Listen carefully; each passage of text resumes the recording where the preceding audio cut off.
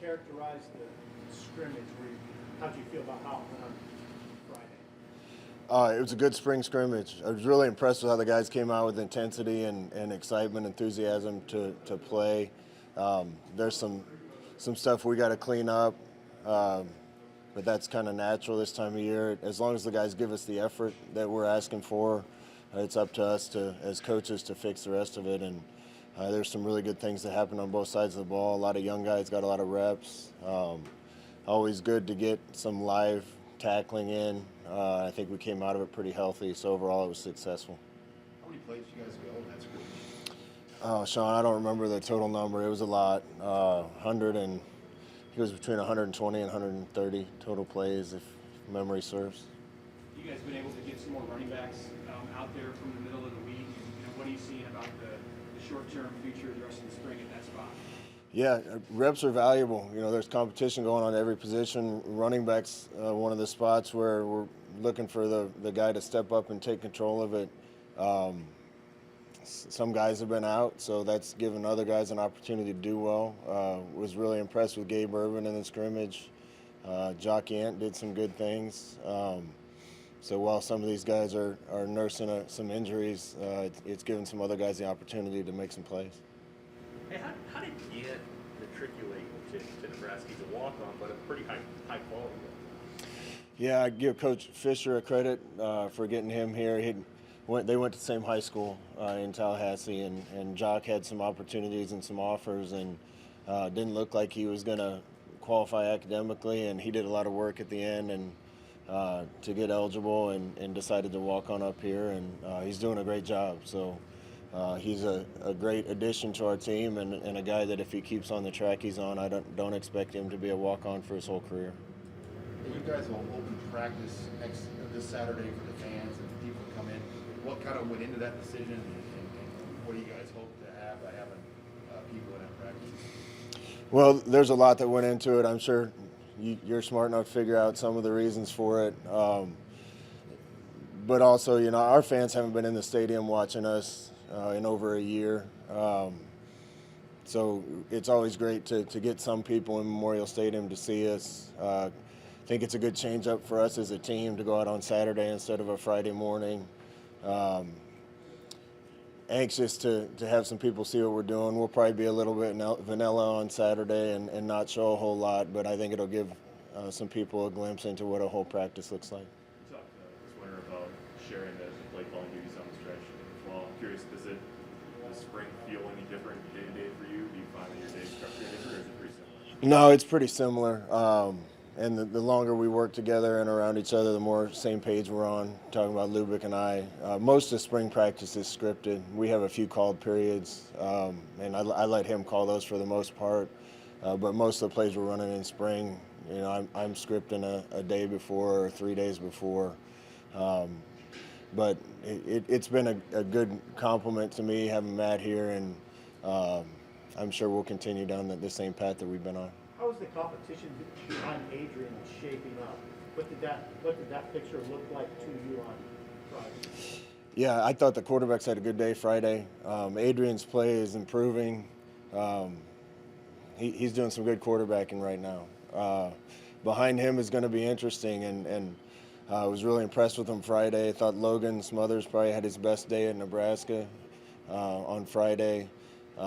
Matt Masker continues to do good things, and it really has control of the offense. And then, Harburg's been impressing everybody with his athletic ability and just his arm strength. He's got a long way to go learning it, but he's working hard at that and doing a good job, and his talent definitely shines through quite often. So we're going to let those guys keep competing, and they're all getting a bunch of reps. So all three of them are getting better. You've been enthusiastic about the potential of your wide receivers. What's sort of your progress report so far on how that's shaking out? Yeah, I'd have to say it was our best day as a wide receiver core since I've been in Nebraska too on Friday. A lot of guys getting reps, and there's just a lot of talent at that position. So I'm excited about that group. Coach Lubick has done a great job with them. Some of the additions we made with Samari Toure coming in, he made some good plays Friday. Omar's been back out there and made a couple good plays for us. Xavier had a play.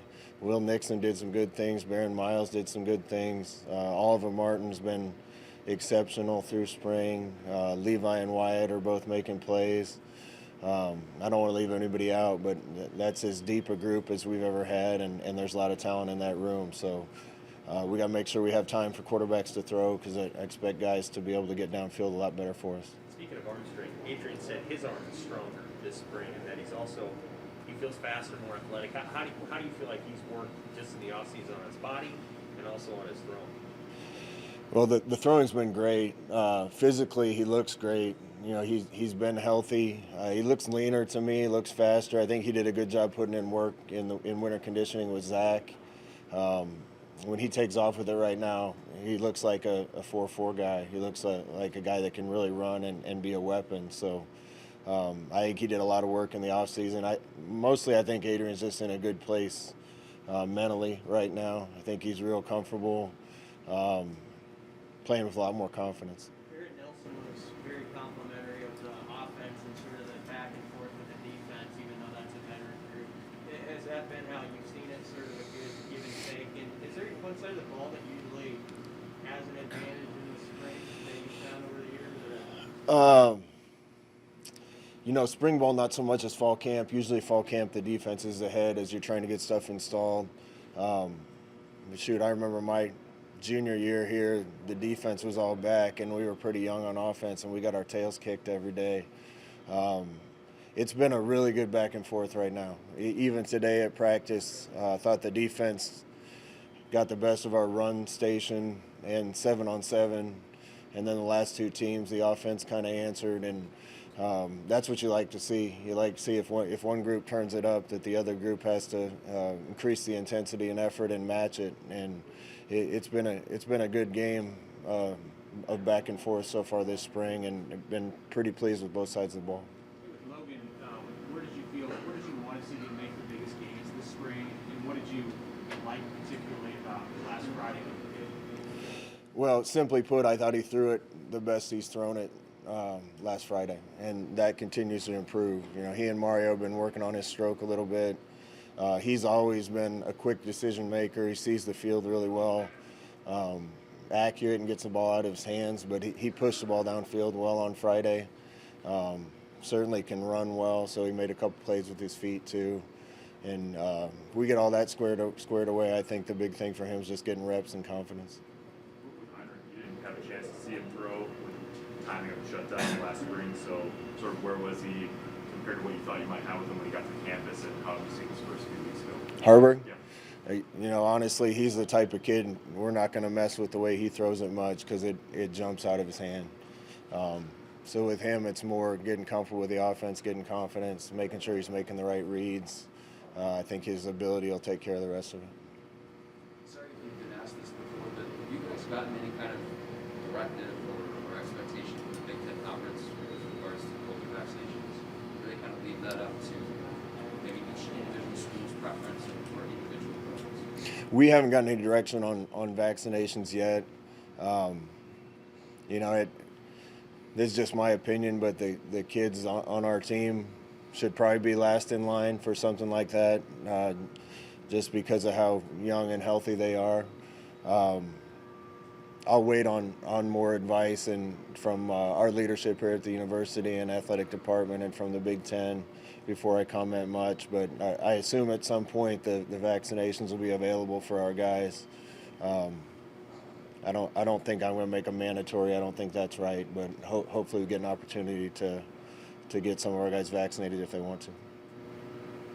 Hey, I think Thursday the NCAA is expected to pass that transfer waiver where everybody can kind of play right away after their transfer. Now that's going to make Marquis step eligible, which is good for you guys. But I'm curious what you think the positives and negatives of that rule might be, not only for this program but just for college football in general.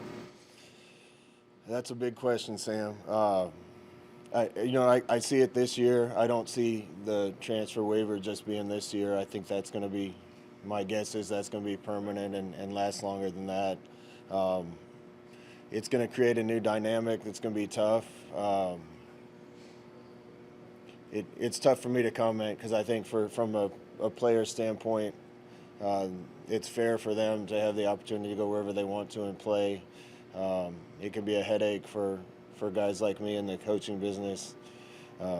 I would comment more, but I don't think my opinion matters. It's just going to change the landscape of everything, and all the transfers that you saw this year, I imagine that those numbers will stay high. And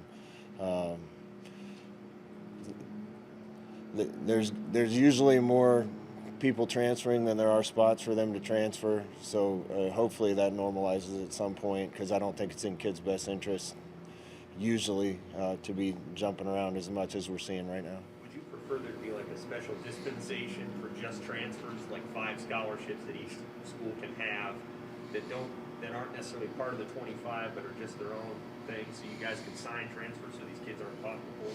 Yeah, there's a lot of things to talk about in regards to it. If you lose a bunch of transfers, can you sign more than 25?